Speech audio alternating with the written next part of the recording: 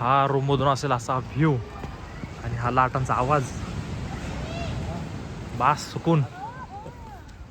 हे आमचे आयोजक कुठे गेले? आयोजक तोंड दाखवा तुमच्या इकडे जरा. हां, ह्यांनी चॉईस केलेला असा कडक कसा रूम व्ह्यू. आता एवढे आमचे भारी सगळे प्लेयर आहेत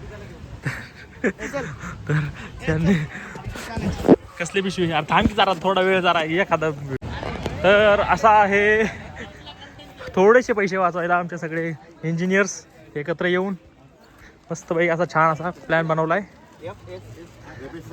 पोह्यांचा. सगळ्यांनी एकत्र बाहेरून न विकत घेता पोहे बनवायचे. काहीतरी कंटेंट भेटलाय आपल्याला. हे हल्दीरामचं पॅकेट आहे, फुल पॅक होतं. आम्ही सकाळी ओपन केलं आणि त्याच्यामध्ये बघा काय भेटले. काय निघालं शेवटी आम्हाला काय भेटलंय बघा. धर रे भाऊ, हे बघा. हे पॅक ह्याच्यामध्ये झुरळ फ्राय केलेलं झुरळ आहे. फ्राय केलेलं बघा तुम्ही. आता जर मग हल्दीराम आणि ते पण हल्दीराम चांगल्या ब्रँडचं जर असं होत असेल तर त्यामुळे पोहे आपले आपण बनवा, कोणाकडून बनवून घेऊ नका.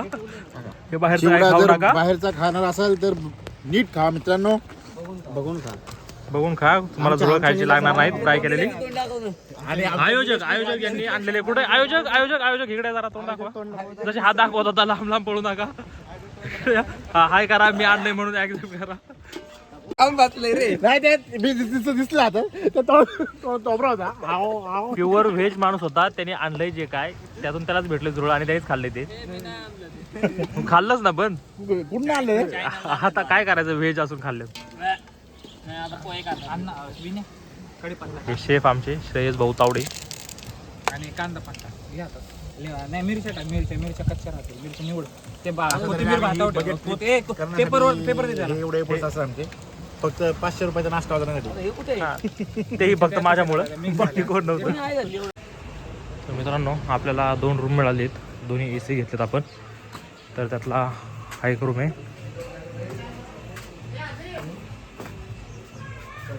हा एक रूम मध्ये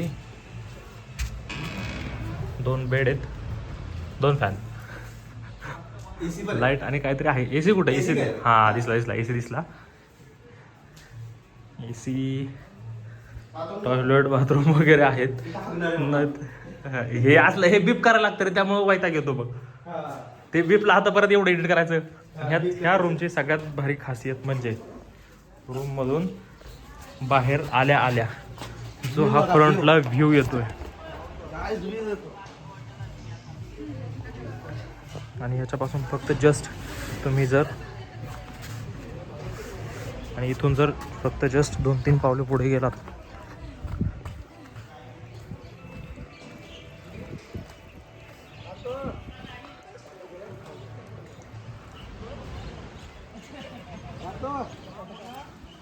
तर तुम्हाला पूर्ण बीच व्ह्यू मिळतोय. भरपूर असं क्लीन बीच आहे. ग्रीन बीच हे म्हणू शकता तुम्ही, एवढं भारी आहे. हा आपल्या रूमचा बीचवरतूनचा व्ह्यू आणि हा रूमवरतून बीचचा व्ह्यू मस्त असा. आपण रात्री याच्यावरती एन्जॉय करूयात, त्याच्यानंतर व्हिडिओ काढू. आता फ्रेश वगैरे होऊन जायचं ठरलं आहे की 12 पॉईंट्स बघायला. हे काही त्यातले पॉईंट्स असतील, बोटिंग थ्रू बघता येतील, ते आपण बघणार आहे. आता सगळे तयार झालेत, आता जायचं आहे. बघूयात काय ठरते पुढं. आपण चाललो आहे आता 12 पॉईंट्स बघायला. त्यातले काही पॉईंट्स आपण फोटोमध्ये पाहिलेत. त्याला जायचा एक मार्ग भारी आहे, ते तुम्हाला दाखवतो मी. असा काहीसा मार्ग येतो, यातून तुम्हाला पुढे यावं लागतं आहे बोटिंग करायला, म्हणजे थोडक्यात बोट थ्रू बाकीचे पॉईंट्स बघायला.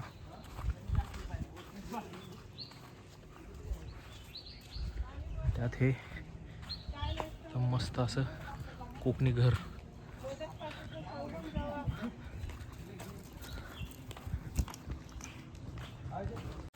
एक परफेक्ट कोकणी घर.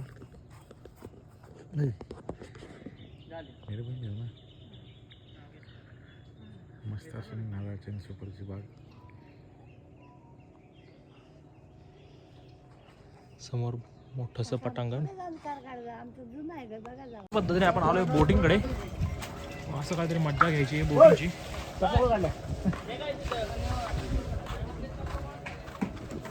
हॅलो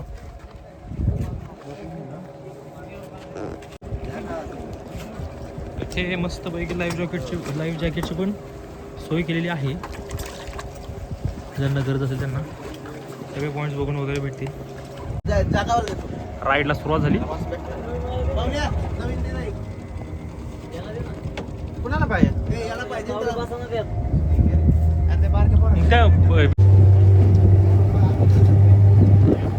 बघूयात म्हणजे काय व्ह्यूज आहेत ते.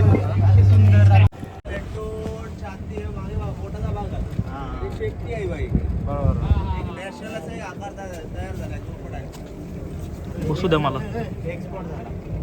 नाही पाडणार. क्रोकोडाईलचं तोंड दिसत नाही. हा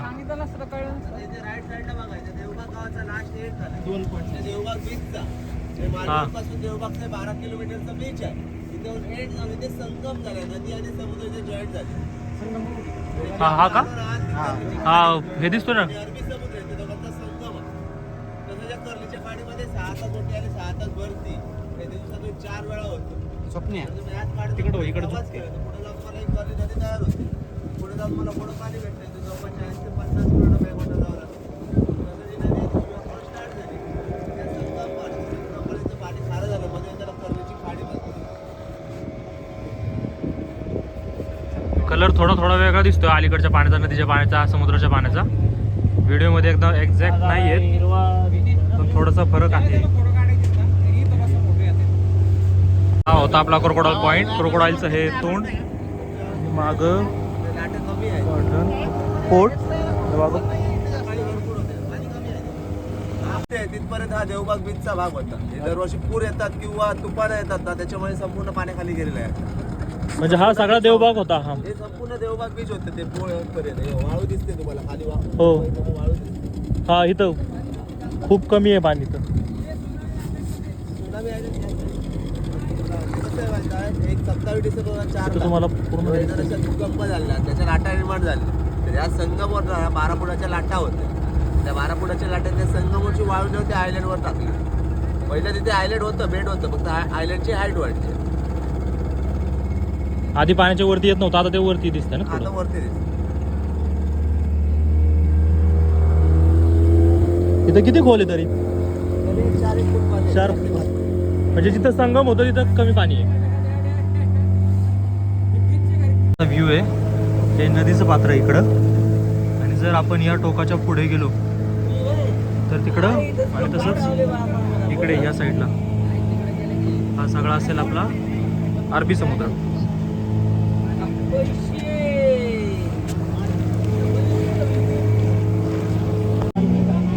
हे सगळ्यांचे लाईफ जॅकेट बघून असं वाटतंय हे सगळे आतंकवादी आहेत सोडलेले. लकी असाल तर डॉल्फिन दिसतील.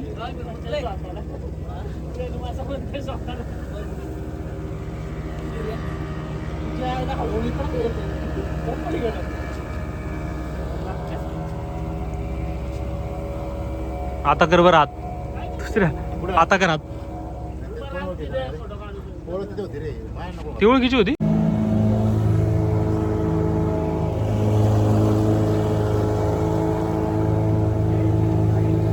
थोडीशी मस्ती. हा तुम्हाला पुढे दिसेल तो लाईट हाऊस पॉइंट आहे.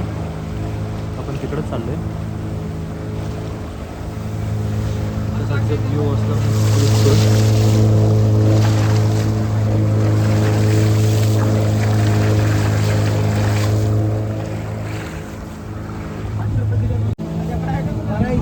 हे जे तुम्ही रॉ बघताय ते फक्त स्पेशली आपले स्कुबा डायव्हिंगसाठी बनवलेले आहेत.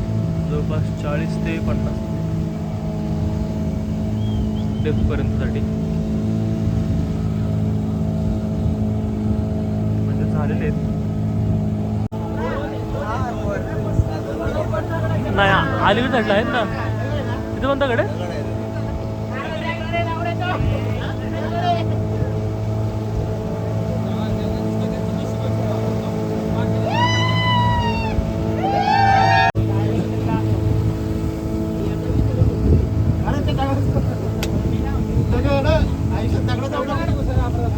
सी गेलेत का ते?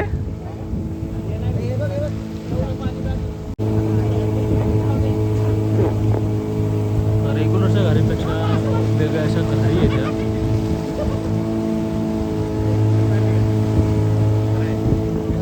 निसर्गाने तयार केलं हे अगदी सुंदर एकदम भारी असं दिसणार आहे.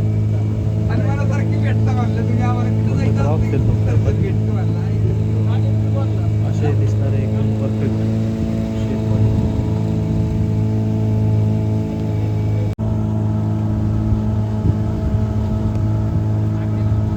आणि मस्त असे थोडक्यात एक बेड म्हणू शकतो आपण, छोटंसं एकदम खडकाचं नुसतं.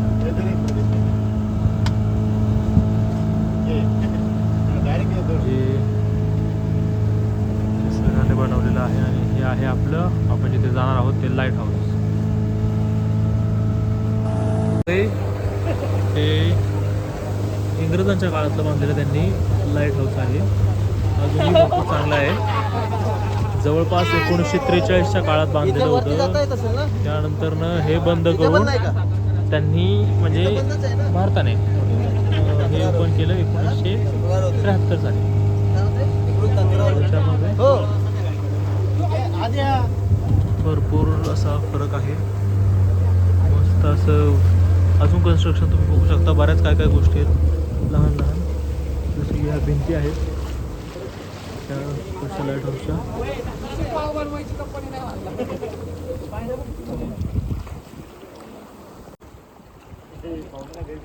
जवळ नाही ना त्याच्या.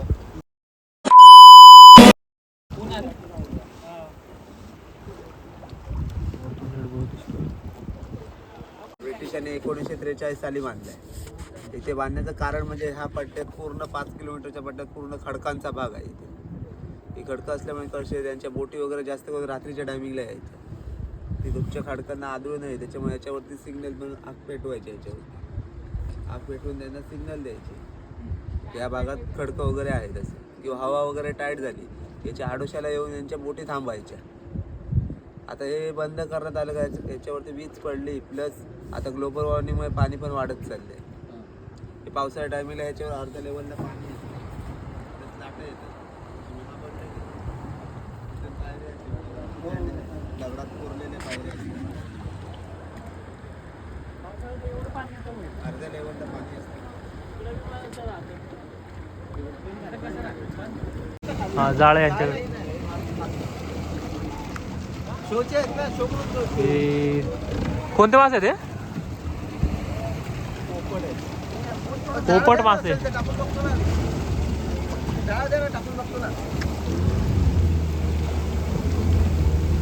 अरे वर हे दगडाच्या खाली जे दिसतंय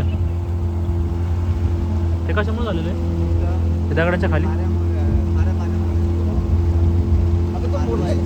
शिंपले वगैरे आलेले आहेत का ते?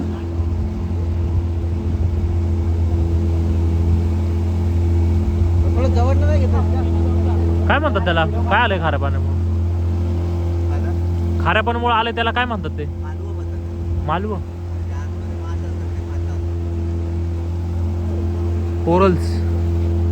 कोरल्सच ना? Light house. आणि हे मित्र यांना घंटा फरक पडत नाही काय चाललंय काय. हे एक म्हणतात त्याला, अजून मधून येतो आपण तो लाईट हाऊस. मधल्याला काय ते म्हणतात ना वेगळं. भरपूर आतमध्ये पाणी जात असेल ते सगळे खोल येते. काय करायचं आहे, जो पण व्हिडिओ काढतोय ना तो फक्त पुढे बघतो, बस बाकी सर्वजण मागे बघतो. जो पण व्हिडिओ काढत असेल तो फक्त पुढे. आता आपल्याला इथून क्रॉस करायचं आहे, इथून आतमध्ये जायचं आहे.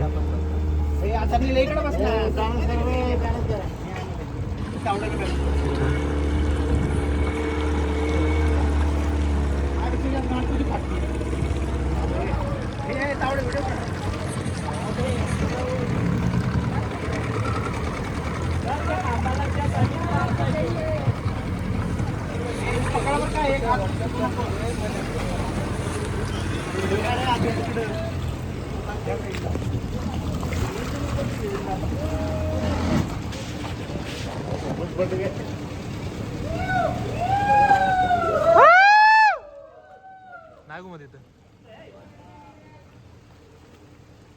हा कोरस म्हणजे थोडक्यात शिंपले, शंख शिंपले याच्या आतमध्ये अडकणारे सगळे मासे. ह्याला काय म्हणतात, कोणता पॉइंट आहे हा? कोणता? गुफा.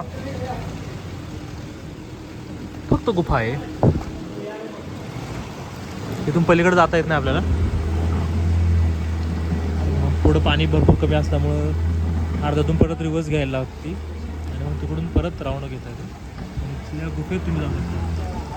तुम्ही नीट बघू शकता, हे दगड पिंक पडले. हे तो खेकड आणि समुद्री खेकडा.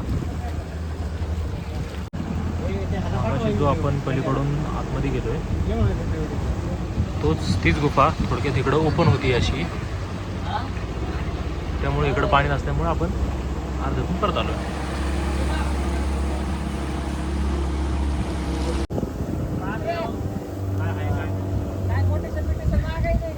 हे आत्ताच लाईट हाऊस आहे आपलं. आणि बघा इथं तिथं अशा बाहेर आहेत, जवळपास जेवढं ब्लॅक झालं तिथपर्यंत पाणी येत असणार आहे. जोरात बोल की जरा.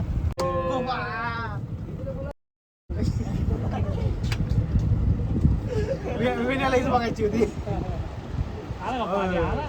पुराला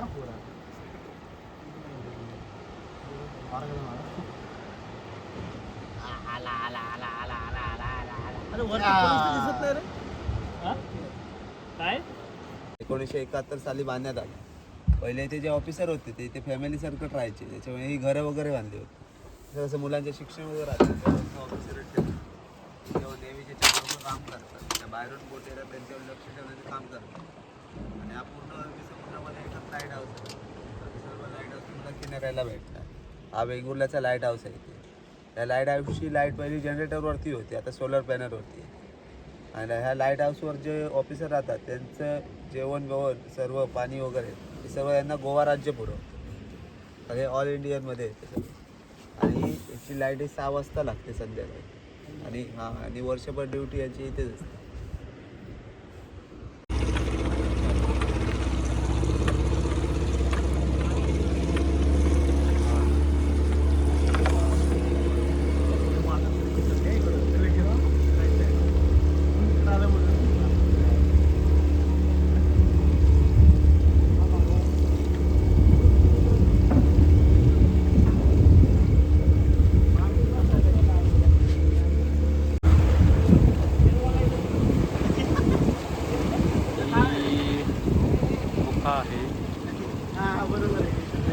तयार झालेली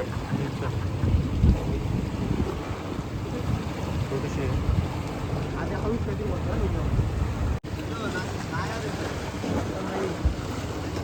पाणीच नाही.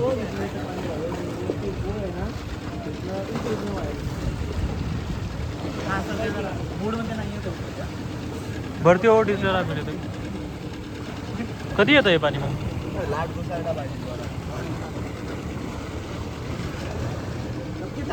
एकदम बारीक बारीक येते बघ.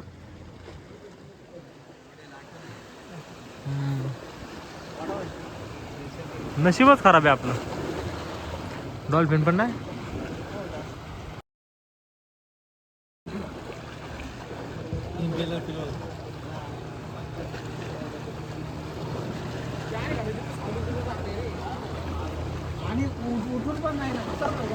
इथून आतमध्ये जाईन पाणी, पण प्रेशर नसल्यामुळं आपल्याला काय ते वरती जाऊन बाहेर येताना दिसत नाही वरतून.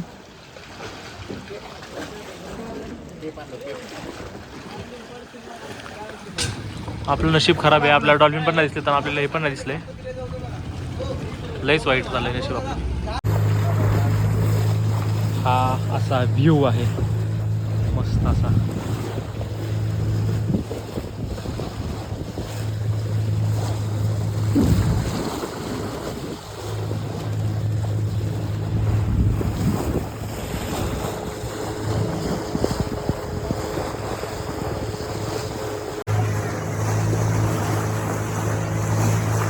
फोडून येतो रे चांगला.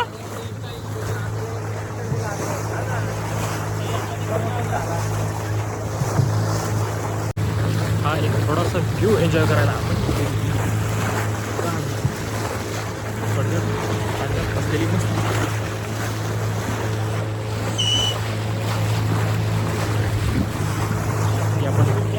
पूर्ण आता कदाचित तुम्हाला हे दिसेल थोडं तिथं वाळू वरती आली आणि ह्याच ठिकाणी आपली कर्ली नदी म्हणजे कर्ली खाडीमध्ये येणारी तिकडून ती नदी कर्ली नदी आणि अरबी समुद्र हा एका ठिकाणी जमा होतो. इथं बघू शकता इथं आणि खूप कमी झालेलं आहे. डेप्थ बरीच कमी आहे इथं 3-4 फुटापर्यंतच आहे. बघू शकता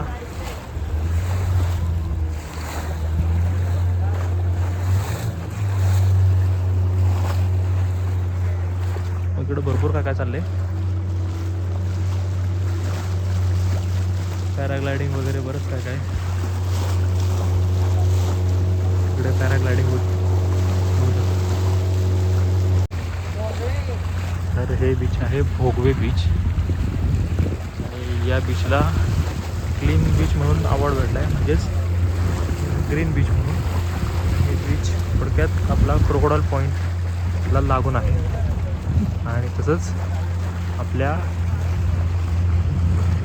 संगम जिथं होतोय नदी आणि अरबी समुद्राचा तो पण तिथेच आहे.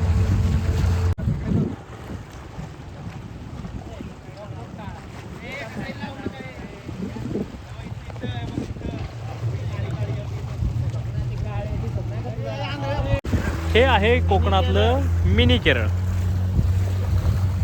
हे भरपूर नारळाच्या बागा आहेत सुपारी वगैरे पण सगळ्यांचे हे प्रायव्हेट प्रॉपर्टी आहेत.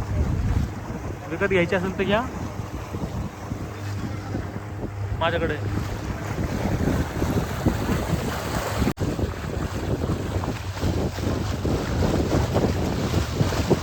राफ्टिंग वगैरे पण आहे इकडे. तुम्हाला इकडे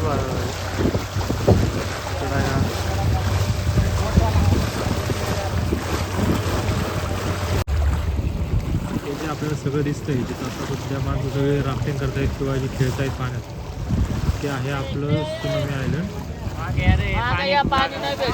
हे सगळं तयार झालेलं सुनामी आयलंड